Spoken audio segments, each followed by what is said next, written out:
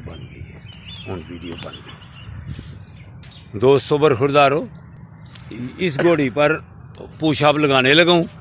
ये मेरे साथी हैं, ये पुशअप कैमरा लेकर मेरी तस्वीर बनाने लगे। आपका नाम क्या है?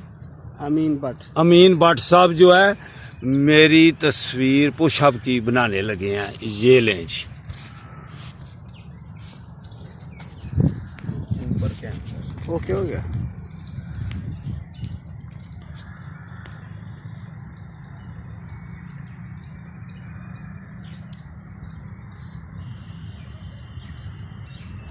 और ऊपर कर लें।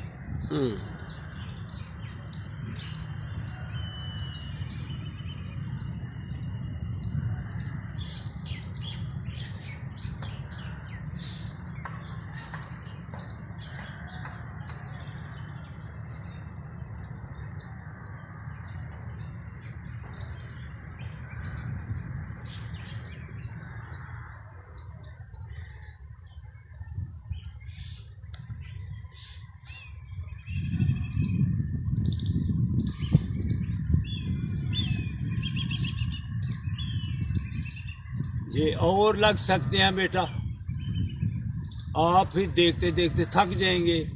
तो अगर आप भी आएंगे तो इंशाअल्लाह ताला आपको भी ऐसे बाजुओं में ताकत पैदा कर देंगे कि आप भी फिर इस पर घोड़ी पर बैठकर पुशअप लगा लेंगे इंशाअल्लाह ताला।